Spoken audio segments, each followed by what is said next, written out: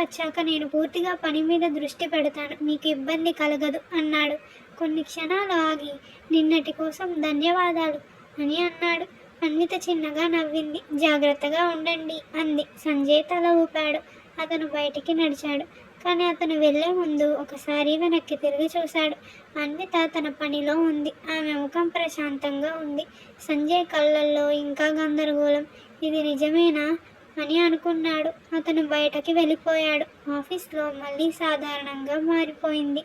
కానీ అదే సమయంలో శంకర్ క్యాబిన్లో ఒక ఫోన్. సార్, ఆ పాత కేసు గురించి ఎవరో మళ్ళీ ఎంక్వైరీ చేస్తున్నారు అన్నారు. శంకర్ ఒక్కసారిగా నిశ్శబ్దమయ్యాడు. ఎవరు అన్నాడు. అవతల నుంచి సమాధానం. పేరు తెలియదు సార్, కానీ అతను మన కంపెనీ లోపలివాడే అనిపిస్తోంది అన్నాడు. శంకర్ కళ్ళు గంభీరంగా మారాయి. అతను మెల్లగా అన్నాడు, అతను ఎవరో కనుక్కోండి అని.